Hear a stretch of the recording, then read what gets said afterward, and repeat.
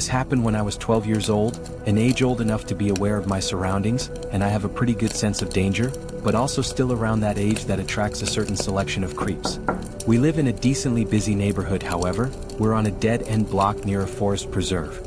And across the street from us is a sump, and if you were to go through the forest preserve, you would find yourself in a small community park. There was this one Saturday night that a mini carnival was being held in the park, and since I wasn't doing anything with friends, my mom suggested that I go check out the carnival. She isn't the kind of mom who tells her kids not to go out past dark. She always let me do my own thing, so I did end up going. I crossed through the forest with a flashlight and eventually passed the fence that led to the park and saw lit-up carnival rides everywhere. A Ferris wheel, a mini roller coaster, some of those big spinning rides, and of course concession stands and carnival game booths. It was late enough where it wasn't very crowded. There was also a big circus tent with the red and white stripes where I saw some people entering. I poked my head inside where I saw 4 rows of people in the audience. And on this mini stage were 3 clowns performing tricks. One was on a tricycle, one was juggling, and the other was just dancing around. Then the dancing one noticed me poking my head inside the tent, and he skipped over closer to me and started waving his index finger, signaling for me to come closer or to come onto the stage. I didn't really know. All I knew is I didn't want to do either, and so I walked away. I ran into a friend at one of the carnival games and I hung out with him for about half an hour. Pretty soon the carnival was closing down and everybody was starting to leave. I said goodbye to my friend and made my way towards the woods again. I was near the fence when I heard it came from behind me. It was one of the clowns, the clown that was waving me over earlier. He asked me if I wanted to check out the backstage area of the circus tent and some of the cool things the guests cannot see. I said no very quickly and walked into the forest, looking back every few seconds to make sure I wasn't being followed. And I wasn't. The clown just stood there watching me with a painted-on smile on his face, making the situation even more disturbing. When I was out of view, I began to run for a bit before I was confident he wouldn't be able to find me. I was not going to tell my mom what happened because I loved being allowed out whenever I wanted and I feared that this might ruin that. It's a half-mile walk through the woods. I was probably 3/4 of the way there when I heard it again. This time I immediately felt sick when I heard it. I turned and saw the same clown walking out from the darkness of the woods into the light of my flashlight. When he was close enough, I threw the flashlight at him and ran forward in the direction of my house. I heard him close behind me until the road was visible. Then I heard him turn around. When I got home, I was breathing like I had just run a marathon and my mom was of course concerned. I still didn't want to tell her what happened, so I lied and said I jogged the whole way back. After that, it never came up again. Up until the age of 14, I always had a fear of clowns, ever since I was first greeted with one at the age of 5 at a county fair.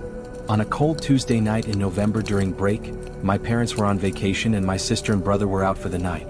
My friend, who I'll refer to as B, wanted to come over so that we could walk to the fair a couple blocks away. So he did. We walked to the fair, which happened to be in a big empty parking lot. We walked around for a little while and played some of the carnival games. Then we ran into a clown. He didn't speak, he just smiled, bopped around and made silly hand motions. He resembled more of a mime than a clown, and he seemed to inch his way closer to us every few seconds. Me and B laughed. B patted him on the shoulder and we walked away. That was weird, I told B. That was more creepy than weird, said B. We were walking back to my house now on the sidewalks of the quiet Tuesday night neighborhood roads. And that's when we heard something from behind us. It was a pair of footsteps. We turned but didn't see anyone. This continued for another few minutes. B said he was freaked out and was going to go home, but I convinced him to stay with me and hang out at my place. Honestly, because I was scared now. We were sure we were being followed. We made it to the front of my house. I dug through my pocket, took out my keychain and started looking for the right key out of the 3 in the dark. That's when B nudged me to turn around. There was a clown hiding in the next door neighbor's bushes and he was staring at us. When he noticed that we had spotted him, he emerged from the bushes and started walking over to us. I began to panic, trying each of the 3 keys until the door finally opened. We entered and slammed the door behind us. I called my parents right away, who told us to arm ourselves and hide upstairs. We went up to my little brother's room and looked out the window.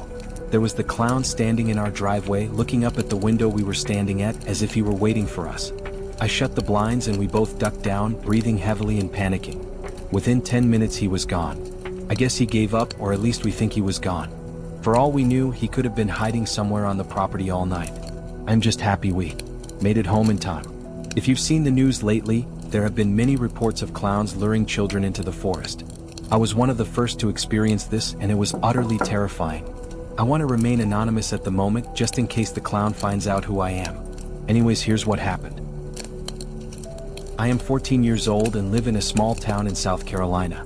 The town has a population of around 130 people. Summer was just about over and I had a summer job working at the local lumber yard. It was a great place to work. I helped customers load lumber into their vehicles, a pretty mindless job. Plus, I was able to stay physically fit because of it. The best part is that my house is exactly 1 mile away. Walking to and from work is a daily occurrence. I spent a long day hauling and moving lumber, and my work day was pretty much complete. 30 p.m. when I started to walk home. The moon was just starting to light up the road and the sun had completely set below the hills. There are no other houses between the lumberyard and my house. Our town is very rural. The road home has hills that peak high enough that you're unable to see what's on the other side until you crest it. The road is skinny with no shoulder, but it was freshly paved. The trees stack one by one behind each other in a row. And vegetation is thick, with a few game trails coming out to the road. Crickets and frogs sound like an orchestra. The walk home usually takes about 30 minutes. I've done it so many times that I entertain myself with music. I put in my earbuds, throw on some tunes, and away I went. I was about halfway home when I heard what sounded like a high-pitched, cackling laugh. What the hell was that? I said to myself out loud. I took out my earbuds and stopped. I thought maybe it was part of the music, but something about it didn't fit into the song. I stood there motionless, looking to hear the same sound again. However, the frogs croaking were so loud that not even a scream could be heard. I thought nothing of it and walked home. The next day I started my shift at 2 p.m. I started my walk to work around 1:30. Nothing was out of the ordinary. It was a beautiful day. I usually look down at my feet and kick any rocks that I see. Having them skip across the fresh pavement was oddly satisfying. I kicked a rock and it skipped across the pavement and landed next to something strange laying in the dirt on the side of the road. It looked to be a bright red ball. I picked it up, I gave it a little pressure and it squeaked. Immediately I knew what it was. This is a clown nose, I said to myself. What the hell is this doing out here? I kept it and carried it to work to show the other staff members. I even put it on and gave it some honks. Got a few laughs.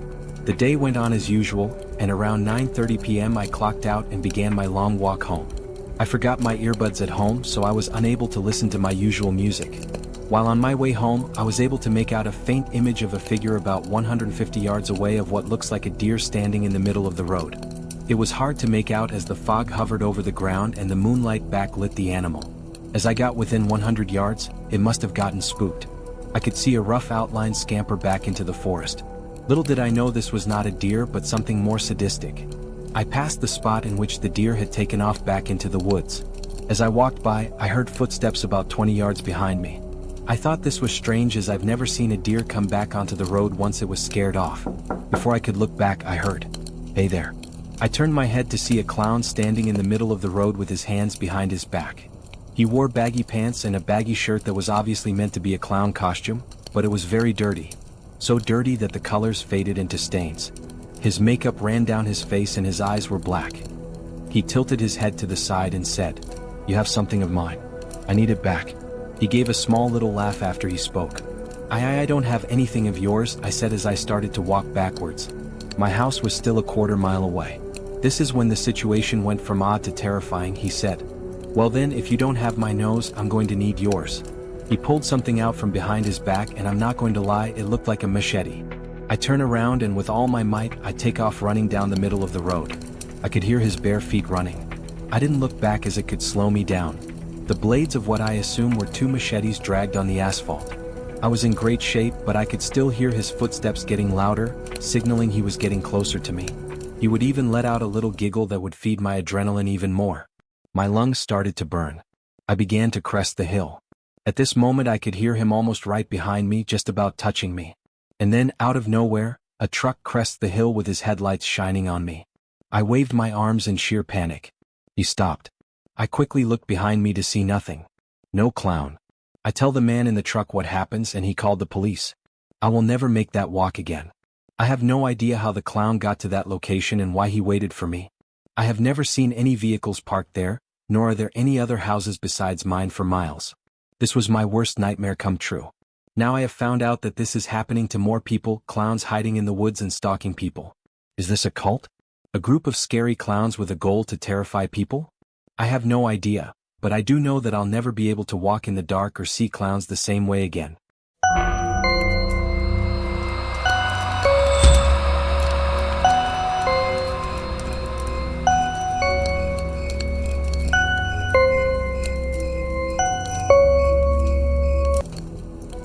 I'm a 22-year-old girl. I was looking on Craigslist to buy a couch for my new apartment a month ago. I found something I thought seemed like a good deal. From the pictures, the couch seemed to be in great shape. The seller wanted to be contacted by email. His email was mexicanpoppy666@hotmail.com. I felt that email was a bit off-putting, but I still went ahead and emailed the man my offer. He responded within 5 minutes, accepting the offer and asking for my address. I honestly felt uncomfortable with his asking. I did not want a stranger coming to my house. I suggested that I just come to his house to pick it up, but he continually insisted that he come to my house. Eventually I stopped responding, and a day later he emailed me again, giving me his address. I didn't know if I should go at that point, but it seemed like a steal, almost too good to be true, and according to his address, he didn't live too far. So I got in my van and drove over to the seller's house. I immediately noticed that the house was a bit smaller than all the other houses on the block. When I rang the bell, a middle-aged man wearing a baseball cap answered the door. He gave me a huge smile and invited me in. I was immediately feeling uneasy. He led me into his living room and I saw the couch. Immediately I saw scuff marks and small tears in the couch. It was not at all in the shape that it appeared in the ad. I commented on this and he just smiled and offered to lower the price. I told him I'm not interested, and here's where things started getting creepy. As I was making my way out of the house, he put his hand on my shoulder and offered to give it to me for free if I was willing to give something to him. I let out a disgusted gasp and got back into my car. I didn't even look up out the window. I just drove away from there quickly. But it doesn't end there. That same night I was laying in my bed watching TV when I thought I heard somebody stomping up the steps of my porch. I muted the TV and was able to clearly hear the sound of somebody fiddling with my front doorknob. I jumped out of my bed and tiptoed over to the front door to look through the peephole, but whoever it was already gone. And then I thought I could hear the sound of the gate to the backyard opening and closing. That was when I grabbed the phone and dialed 911. Soon after, I heard the sound of somebody fiddling with the doorknob to the back door of the apartment. I yelled to whoever it was that the police were on their way, and after that, I heard the sound of the gate opening and closing again. They were gone.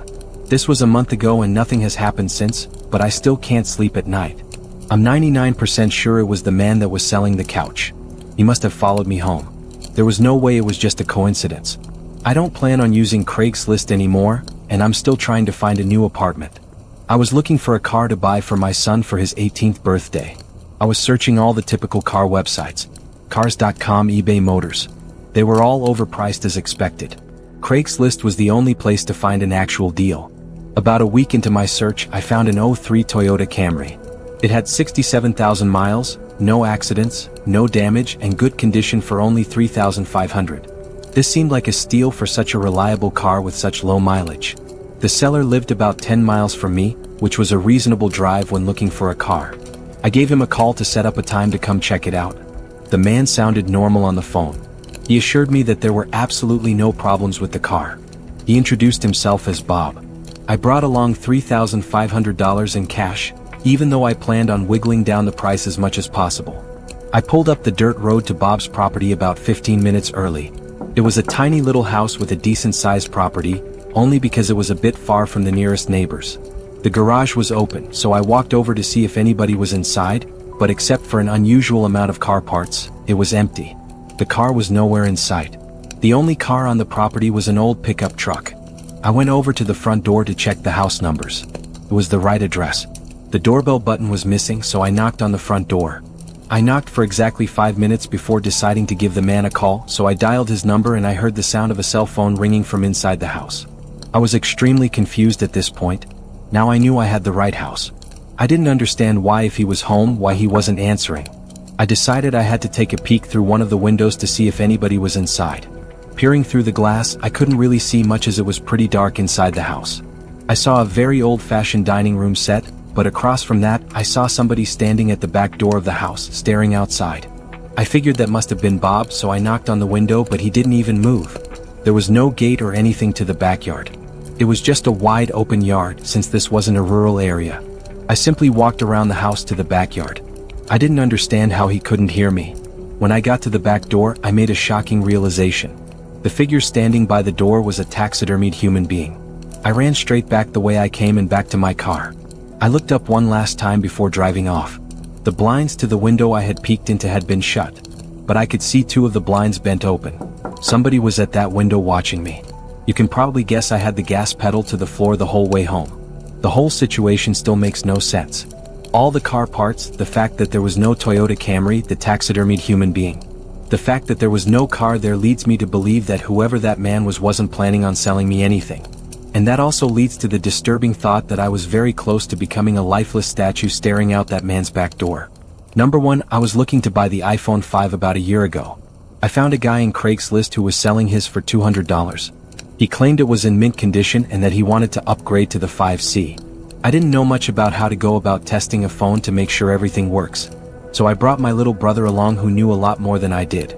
We met halfway at a Dunkin' Donuts parking lot at like 10 o'clock at night. Two large, intimidating guys stepped out of a black Honda Civic and walked over to us. One of the guys pulled out the phone and showed it to me. It didn't have a scratch on it. My brother took out my SIM card and popped it into this new phone. He did some testing and told me that it works. The guy then asked for $250.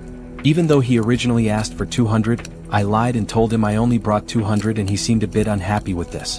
I did have $250, but I didn't want to spend more than his original asking price. I kind of figured it was his way of making sure I didn't haggle down the price. I handed the guy the $200 and he and his buddy got back in their car. We got back into my car and I tested out the new phone by calling my girlfriend. I sat testing things around for about 5 minutes. My brother commented on the fact that the two guys hadn't left yet either, but I didn't really care. I started the car and pulled out of the parking lot. My brother then commented that the two guys started their car just as I had. I didn't find it too weird. I drove down the turnpike and eventually stopped at a red light. That's when I noticed a black Honda Civic pull up right behind us in my rear view mirror. I found that a bit weird since I was sure they came from the opposite direction. I continued my drive home, but every single turn we made they followed and close on my tail too. My brother suggested I pull over, but there was no way I was going to do that. I knew those guys were looking for trouble. It got to the point where I was trying to lose them and started driving dangerously. If they needed something they would call or at least honk their horn, but they were looking for some kind of trouble. I tried something risky to lose them. At an intersection the light had just turned red. I floored it across the intersection before any of the cars would begin to pass. My brother shouted at me calling me stupid and crazy, but it worked. They didn't follow. We got home after the extra long drive. My heart was still racing from the intensity of the situation. I was just happy I got a working phone for such a low cost. Later that night I was playing around with the phone trying to set some things up before going to bed. My parents and brother were already asleep at this point. And just then the sound of two car doors slamming shut outside interrupted me. I looked out my window and I felt like my heart completely stopped. The black Honda Civic was parked across the street. I could only assume the two guys were already halfway to our front door. I immediately woke up my dad and explained everything as quickly as possible. He got up, grabbed a baseball bat and crouched behind the front door. A loud knock came at the front door. My dad screamed at them to go away. One of the guys on the other side of the door claimed to have a gun and said that he would shoot the lock off of the door if he didn't open up. My dad told me to call Joe, our friend who lives 2 doors down who happens to be a police officer. I called Joe and he said he would be right over and to stay hidden. Here's the part that still scares me to this day. There was the sound of a silenced shot of a pistol. I peeked over and saw a bullet hole in the door inches away from my dad's head. My dad ran away from the door and we all listened. We heard Joe outside yelling at them to drop their weapons. My dad went outside to help when they lowered their guns. Joe arrested the 2 assholes. I have to say, this was the scariest day of my life, but it was also the best I had ever felt in my entire life.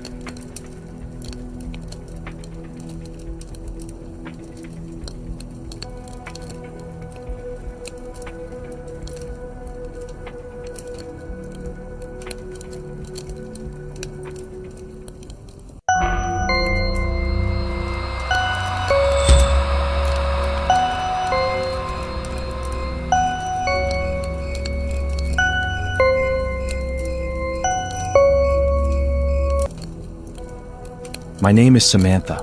I'm 20 years old and I work at a Walmart by a small town called Jackson in Alabama. Since I don't go to school full time, My boss would oftentimes put me on an overnight shift back when the store was open 24 hours a day. Given that it was a supercenter, there would still be a number of employees working. My shift this one particular night was 10 p.m. to 7 a.m. I was one of only a couple employees doing stock work, and there was 1 or 2 employees at registers up front. Given that our store sits in the countryside of Alabama, we didn't really get much business at these insane hours of the night. However, it was a prime restocking period. I didn't personally know the other employees working that night, but it's not like we'd run into each other in the giant store anyway. I started my night folding pants in the men's department and generally tidying up. I kept headphones in at night because usually there would be no one to tell me to take them out. The customer came to the jeans section, and at that time it was around 11:30 p.m., so it wasn't really that weird. People would still come in and close shop till usually around midnight. The customer came up to me and asked me if we had any more of the specific pants he found in a different waist size. I apologized and told him only whatever was on the rack. He thanked me and walked away. I made accidental eye contact with him as soon as he stood by the rack putting the jeans back. It was kind of awkward. He walked away and I continued with my work. Some time passed and the store started to look like a ghost town. No one to be seen as far as the eye could see. I think it was like 1 a.m. I had made my way over to the appliances section. I was doing a lot of back and forth work with boxes from the back section where we kept all the items that were yet to go out. I brought a wagon full of boxes to one of the aisles and started stocking the shelves. Because the shelves were empty though, I was able to see someone through the next aisle over, and they were watching me. Well, only up until he noticed me notice him, then he looked away but his eyes looked really familiar. I stepped closer to get a better view. And I realized it was the same customer from like 2 hours earlier. How in the world could he still be in the store? Without making it obvious, I took the wagon with me and passed the next aisle over just to get a look and see if the man had any items in his hands. His hands were completely empty. No way could he be shopping for 2 hours and not pick up a single thing. Something wasn't right. I quickly finished up restocking the shelf with coffee machines and other appliances. Then brought the empty wagon to the back area. I chilled out in there for a while because, quite frankly, I felt like that guy might have been following or watching me longer than I realized. I played on my phone for a little while in the employee lounge. Then when I figured it was time to get back to work, I decided I would do grocery work instead, just to be in a different part of the store. I went into the dairy cooler and filled a bunch of crates with dairy products like milk and yogurts. This took a lot of time to do because I had to check the dates on the products and such. Over the loud sound of the giant refrigerators keeping the cooler cold, I heard the door to the dairy cooler burst open. There was conveniently a gap in the boxes sitting on one of the pallets that allowed me to peek through it to the door of the cooler. And I shit you not, it was that same customer. I ran to cover under one of the shelves and pushed a big box full of eggs in front of me. I didn't have to worry about making noise because the refrigerators were so loud. For anyone wondering why I decided to hide, well, I already assumed this guy was hanging around the store watching me. Seeing him in the employees only section, never mind that coming into the dairy cooler, seemingly something bad was definitely about to go down. I hid behind that box with my head down for the longest time, expecting to hear the doors to the cooler open and close eventually. After a while of hiding and not looking, I assumed maybe he left after looking for me. I lifted my head from my arms for the first time and looked up in front of the box and screamed. He was right there, smiling at me standing over the box, but his smile vanished as soon as I started to scream. He tried putting his hand on my lips to muffle my scream, but I didn't allow that to go any further. I pushed the box of eggs over right into him. And the eggs falling to the floor made him step back, looking down at his shoes. I ran right past him, but he didn't grab me, so I continued to run till I found another stock worker and told him to help me. The employee's name was Bob, I remember from his name tag. Suddenly the man from the dairy cooler came up to the two of us and apologized, explaining that he was from corporate and was coming to make sure everything was running smoothly. He said he didn't mean to scare me and was simply checking up on me in the dairy cooler to make sure I wasn't slacking off. This Bob guy seemed to believe it all, but then again he didn't seem very smart at all. I asked the man why he put his hand on my mouth, and he said he was trying to avoid making a scene. Then, shockingly, he gave me the order to finish up the appliance section, and he disappeared. As he was speed walking away down the aisle, I called out, "What's your name?" And he called back, "Tom." And just like that, he was gone. The next day, I called one of the managers and asked if there was supposed to be a visit from corporate the night before, and if a creepy man named Tom sounded familiar. My manager, Margaret, said it sounded like complete bullshit. There was no record of anyone from corporate named Tom who was supposed to come visit, nor would anyone from corporate ever be in the store at 2 a.m. They then went ahead and checked the camera footage, and a police report was filed when they realized this was a random man, and the cameras proved this man had been stalking me between the aisles for the better part of the first few hours of my shift. I told Margaret I couldn't do night shifts anymore after that, and she understood. I still work there, but more so as a day stock person or a cashier.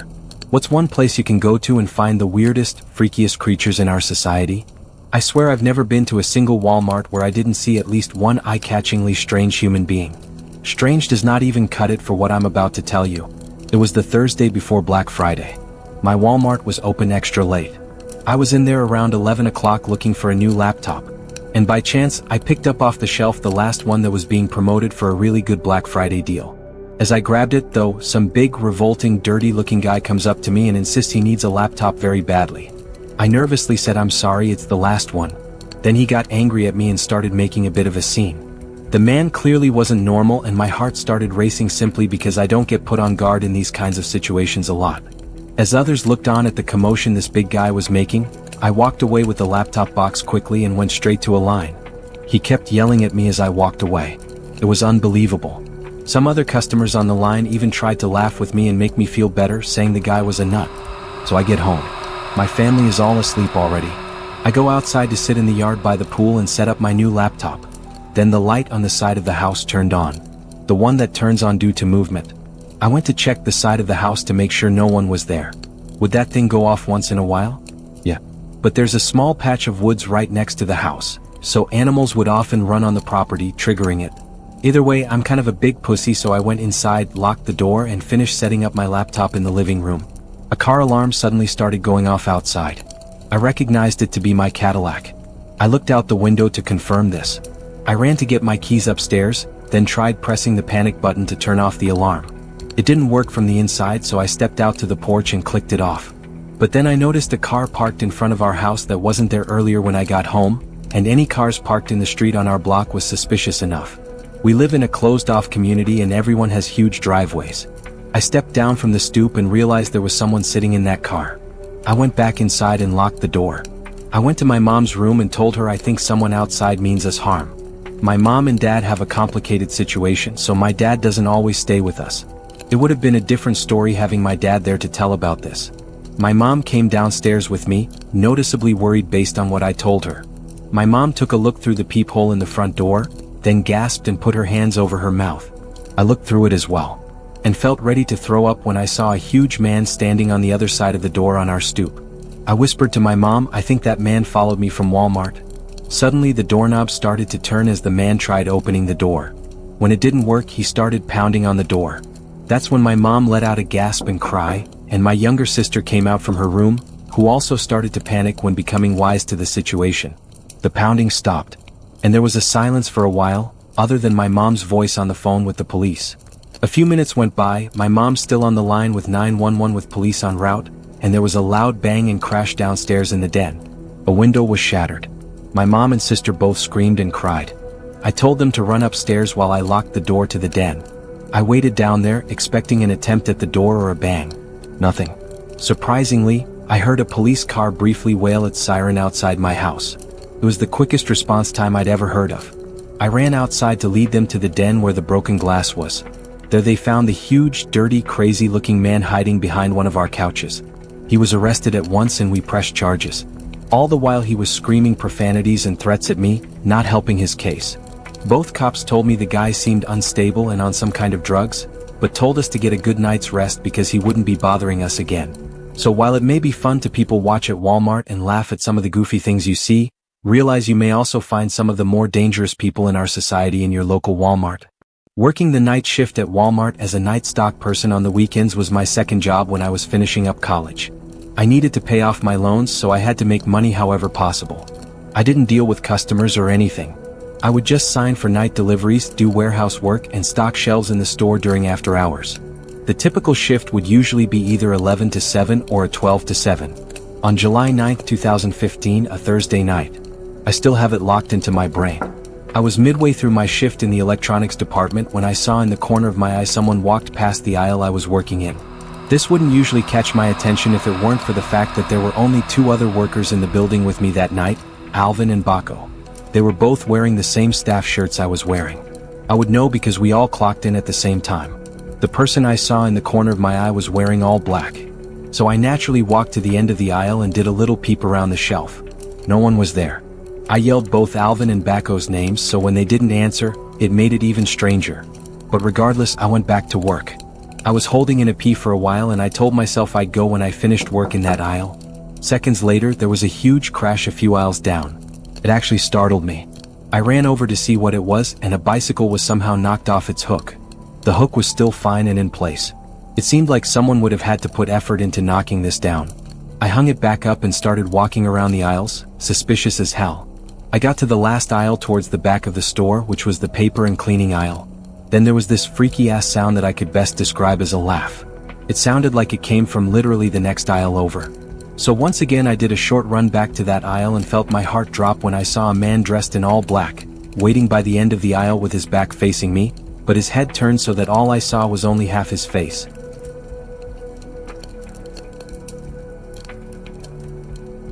Then he suddenly ran, not towards me but down some other aisle. I heard his footsteps running around. I was faced with a choice of chasing after him or going to find my two co-workers. I chose the latter. All the while I heard these freakish laughing sounds and footsteps that I honestly felt like were circling me. I found Alvin in the women's department and told him to be on the lookout for someone who wasn't meant to be in the building, dressed in all black. We didn't have walkie-talkies, so I asked him to tell Bacco if he ran into him. I excused myself because I couldn't hold it any longer. I had to go to the bathroom. I ran to the employees-only bathroom, which was in the warehouse section.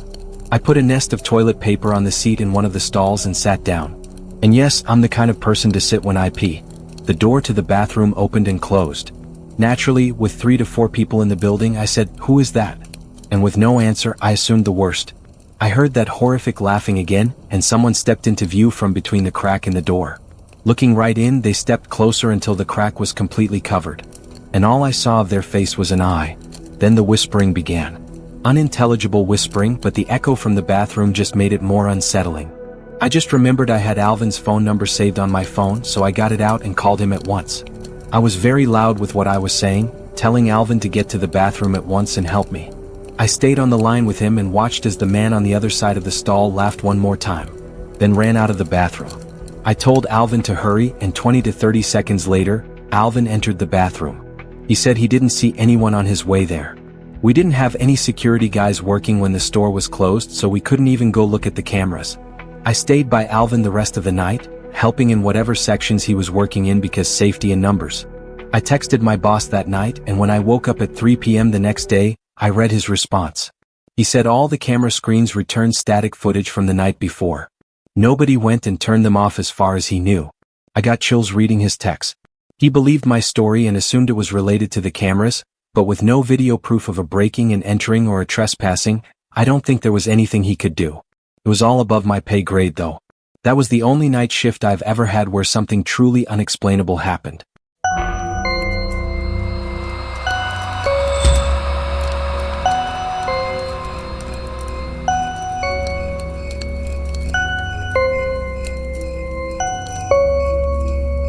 I was a new student to Southern Lehigh High School in Pennsylvania. Going into my junior year of high school, not knowing anyone was really rough. Everyone obviously had their friend group sorted out by then. The worst part was lunchtime though. My school wouldn't let juniors leave for lunch, only seniors, so I had to eat in the cafeteria. I was dreading it because I knew I'd have no one to sit with, and I did want to force myself into a random table. When lunchtime finally came, however, I walked into the cafeteria with my tray of food looking for a place to sit. Every single table was taken. I didn't even have the option of sitting alone, but there was one table in the corner of the cafeteria with only 2 kids sitting at it. That was the least intimidating spot to sit, so I walked over and asked if I could sit there. They both looked at each other and one of them said yeah. I noticed upon sitting down that the 2 were identical twins. They looked like they were partially of Hispanic heritage, but they didn't have accents. They honestly seemed all right. They introduced themselves as Antonio and Bruno, and they had a conversation with me. They invited me to hang out with them after school, and honestly, I figured why not? I had to start off somewhere as far as making friends. I got their numbers, and after school I went home to drop off all my stuff. Shortly after, I got a text from Bruno telling me he and his brother were planning on hanging out. He told me to meet them around 9 o'clock that night at the nearby cemetery that was like a 10-minute walk from my house. He said there was a cool hangout spot near there. Plus, the first day of school was on a Friday, so we head off the next day. I had nothing to do, so I said yeah, I'm down. When the time came, Bruno texted me one more time asking if I was still coming. I said yeah, I'm going to leave in a few. And confirmed we were meeting on the road by the cemetery. He said yeah, so I began my walk in the dark to the cemetery. The longer I walked, the more I thought about my whole move and being the new kid in high school, and thinking about the fact that I was literally walking to a cemetery at night to hang out with two kids I just met. But anyway, I got to the little road next to the cemetery and asked Bruno where they were. He started typing right away and he said they were in the woods, hanging by a small lake that they wanted to show me. Then he promptly sent his location. So I made my way into the woods, pushing branches out of my way, using my tiny phone flashlight as my only light. I started calling for Bruno and Antonio as I felt like I was close enough, according to the location he sent me at least. Suddenly I heard footsteps, so I stopped. Definitely footsteps approaching me, but they were very low and slow. They called out that they better not be trying to scare me. When they weren't answering me though, I decided this was stupid. I turned and started walking back towards the road. But those footsteps I mentioned earlier, they turned from quiet and slow to fast, and before I could even react, someone had their nails digging into my neck, effectively choking me.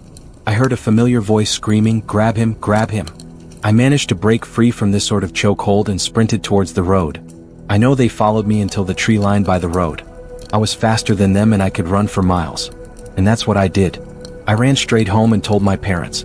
They considered calling the cops, but I thought it would be better to get pictures of the nail marks on my neck and report it to the school the next day. That's what we did, and with the help of the text that I got from Bruno, I was able to get the two students expelled. My parents made me block both their numbers. I didn't exactly argue with that though.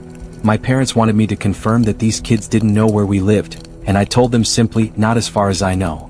So anyway, one night about a week later, I woke up to my room feeling really cold. I heard the sound of wind blowing into my room, and I looked at the window to see it was slid completely open. I wondered if my mom came in to open it, but that would make absolutely no sense. It was like 50 degrees out that night. I walked over to it and looked down below. A few feet below my bedroom window, there's a part of the exterior of my house that comes outward, creating a sort of ledge underneath my window that my father always told me to jump onto in case of a fire. I shut my window and walked over to my parents' bedroom. I gently knocked and opened the door, and my mom groggily asked, "What?" I had to ask her if she opened my window. She sat up saying no. Why? I told her in a louder, more concerned voice now that my window was opened all the way by somebody. She started shaking my dad to wake him up and go check my room with me, but when he woke up, he told me to grow up and go back to sleep. I left my parents' door open as I walked back down the hall to my room. Then I picked up on something that I'm surprised I picked up on my door. It seemed to be half shut now, as opposed to completely open when I left. I pushed the door open just a little bit so I could get a look through the crack and see if, someone was behind the door. Even though I had the thought of the possibility, I never could have actually expected to see it. There was someone hiding behind my door. I screamed for my dad like a little girl. I screamed so loud I'm sure it could be heard 3 doors down. Then my door suddenly slammed shut just as my dad came rushing out of his room over to me. I screamed, "There's people in my room," so he barged into the room and turned the light on. At that moment we saw the leg of a person jumping out my window. My dad ran to the window, then downstairs and out the front door to attempt to chase them down. But he came back a few minutes later out of breath, saying he didn't see anyone. Full of energy and fear, I swore it had to be those twins that I got expelled. My dad called the police and I had to talk to them when they arrived, explaining the whole story back to the incident in the woods. My father backed up my story, but without proof of who entered. They said there wasn't anything they could do. They merely ordered us to lock the doors and consider installing cameras outside. As positive I am that it was either one of or both of those twins in my room, after getting through a solid couple months of sleeping in fear, nothing to this nature ever happened again. Looking back now, I don't know why I was so willing to meet these kids in the woods at night. I should have realized in the cafeteria that day that they looked like trouble, and I should have stayed away. Freshman year of high school 2007 gym class last period. We had a substitute gym teacher on one of the stormiest days of the year.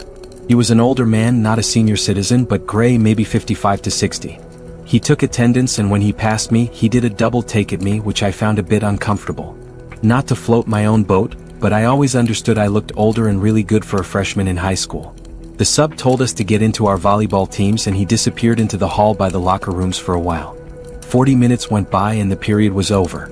It was time for us to get changed and go home. I got into the locker room, but for some reason my locker wasn't opening. I tried my usual combination over and over and over. It wouldn't click open though. I had to go to the sub and let him know to ask for my combination again. I figured maybe the combo just slipped from my mind for some reason. The sub told me to give him a few minutes and he'd get the list of locker combos. I waited outside the office and out he finally came with a book in his hands, open to a specific page. He walked into the girls' locker room with me, which I didn't expect him to do. The locker room was basically empty now, with one girl finishing up changing. He walked over to my locker and tried the combination written down on the paper. It didn't work no matter how many times he tried it. Each time he tried it and failed, he would look at me and laugh. I would force myself to laugh along to be polite, but it started getting weird. He put his hand on my shoulder as he said, "We'll figure this out." He tried the combination again with his hand still on my shoulder. When it didn't work again, I felt his hand slowly started inching down from my shoulder to my lower back. I pushed myself away and grabbed my bag, saying it's okay, I'm late for my bus. He tried to combo in the locker one more time and it opened. He smiled and walked away. I waited till I heard the locker room door shut. Then I proceeded to getting changed quickly when suddenly the room went dark. I finished pulling out my pants and shut my locker in the dark. I threw on my backpack and started walking to the back exit of the locker room, which led outside. I feared that the sub would be waiting right by the door for me. I got predatory vibes from him. When I got to the end of that specific aisle of lockers I was in the intersection of two rows. I'd have to turn down left to get to the exit door, but still, naturally, I had to look right to make sure that it was clear. There was a little light seeping in from one single rectangular window that sat under the ceiling. It was enough. Enough for me to see him peeking at me from around the wall of lockers, so that's when I ran for the exit door. He came over behind me saying, wait, it's not what it looks like. I ran outside into the rain off the campus of the high school and walked the rest of the way home, giving me time to reflect on what happened. By the time I got home, soaking wet, it came to me that he most likely changed my locker combination somehow as a way of getting alone with me in the locker room. As for what he could have possibly been planning to do when he cut the lights, I never wanted to imagine. Honestly, I was too emotionally scared and quite frankly embarrassed to tell anyone about it. Not even my parents or friends. It was something I just kept to myself all these years because truthfully, I just don't feel comfortable telling people. When I was in high school I was in the band. And my school band was basically an easy A. It was either that, orchestra or chorus. So I went with band. Anyhow, our band teacher, Mr. Nicholson, had the grading system set up so that as long as you attended class and went to your weekly lessons you got an A. Sadly, towards the end of January 4th, I was missing 2 lessons. Because of that, my grade was AB.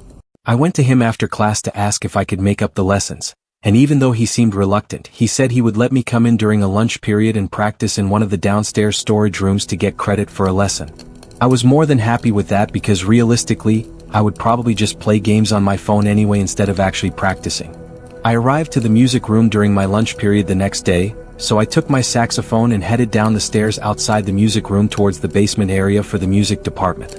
It was always kind of creepy down there because absolutely no one besides the music teachers would go down there usually, and the lights were kind of shitty. I'd only been down there a couple times before that day. But anyway, I walked down the hallway and on either side were a bunch of doors that led into small, maybe 7 by 7 feet rooms. All of these rooms were used for storing things like chairs, music stands, spare instruments, Christmas decorations and whatever. I stepped into one of the rooms and shut the door.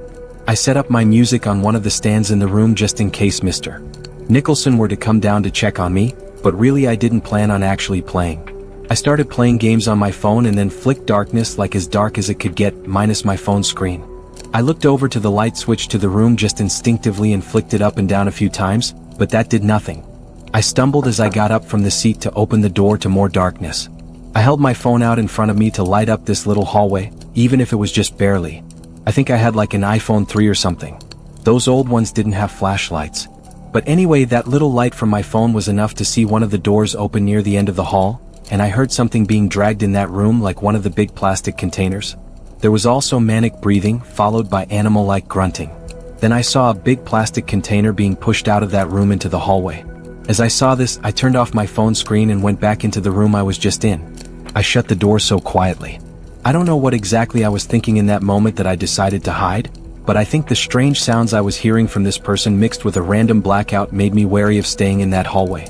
Whoever that was blocking the stairs though, and of course I got no reception down in that little basement area. All I felt comfortable doing was sitting in that room and waiting for the lights to hopefully turn back on, but the lights seemed like they were never going to turn back on. So I decided I would try and get back upstairs again. I quietly opened the door with my phone in front of me for light. Then I stepped into the hall. I inched up a little closer to the stairs. Then I heard something again. I quickly crept into the next closest room with the door open and shut it. I still didn't know what I was hiding from. Could it have been a staff member or janitor? At that point, the only reason I had of thinking it wasn't was because they only appeared down there after the lights turned off. I stood in that room in complete darkness, only listening and waiting for another sound from outside. But you know how when you're in a room with someone, even if you don't necessarily hear them, you can kind of just sense their presence? That's suddenly the feeling I got standing in that pitch black room. I lifted my shaking hand up and pressed the home button on my phone to turn on the screen just for half a second. That was enough to see someone standing in the corner of this little storage room, 3 feet away from me. I pretended I didn't see anything, but it was too late. Shoo is what I heard, breaking the silence. Then a hand patted my shoulder twice and started squeezing it. I basically dove for the doorknob, struggling to find it at first, but pulling the door open when I did. The man in the room with me tried pushing the door shut after I opened it, but I was already out. I ran up the stairs and out the door to the main level of the music hall where the lights were still on. I ran to Mr. Nicholson to tell him out of breath. He called security to check the basement section of the music hall, but security came back upstairs and said besides a bunch of music equipment moved around, there wasn't anyone down there. The rest of the period Mr. Nicholson canceled his flute lesson and I sat there in the room with him and 5 flute players, explaining the whole story in detail.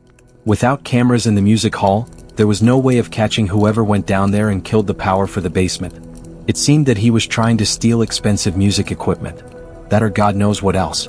The next day I was called into the dean's office to give my story of what happened, and the rest is history. One night, my friends and I hatched a genius plan. We'd sneak into the high school basement through one of the windows that was broken and never fixed.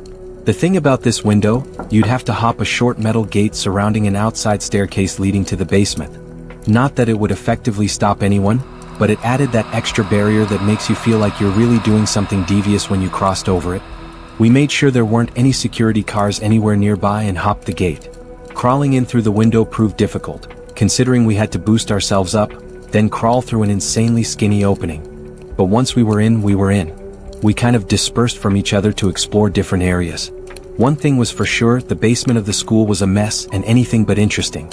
There was little light, one small white light was on in a far corner, and the exit sign light actually produced more light than you'd think. I was looking around when I saw one of my friends in front of me. He whispered, "Let's go upstairs." So I followed him upstairs and he opened the door up to the main hallway of the school. Everything was dark. I always thought there were at least some lights left on in the school at night, but no, not a single light was on. And all that really stood out as far as the eye could see were the various exit signs glowing red. I followed my friend down the hall and remembered saying, "Dude, this is really creepy." And he replied back, "Sure." But I realized he was right. Who knew if somebody else could be in the building besides my friends and I? Little did I know just yet. I followed my friend to the bathroom and he went into one of the stalls. I whispered, "Hurry up." I waited for a while. Then my phone started to ring. I picked up and it was one of my friends, Chris. He asked, "Where the hell did you go?" I said, "I'm upstairs with either Roland or Brandon." He said, "What do you mean?" "They're with me." And right after, both Brendan and Roland said hi, apparently on speakerphone. I stuttered the word "I" and stopped, trying to think straight. Then there was a laughing coming from in the stall, not the laugh of any of my friends. I looked up at the stall. There was someone looking over it at me, probably standing on the toilet. I screamed "holy shit" over and over into the phone as I left the bathroom. Shortly after I was out, I heard the stall door slam shut. I tried to run back to the basement in the dark, but it wasn't too easy to find in the dark. Luckily I managed to find it, so I started to scream their names as I ran down the stairs. I screamed "go go" when they answered, and we one by one jumped off some kind of bucket onto the window ledge and crawled back outside. I was the first one out though, afraid that person from the bathroom was following. When we were all outside, I explained to them out of breath, while also laughing now that I felt safe with all of them next to me. I guess we were loud or something though, because as we all just started looking around at the whole school building and all the classroom windows, in one of the downstairs windows was someone with their hands pressed up on the glass. We could only see maybe half their face. I said that's got to be him as Roland ushered us to get the hell out of there. We ran until we were off the premises of the school and that was that. We came up with a lot of possible explanations but none of them really made sense. Obviously we never did anything like that again though.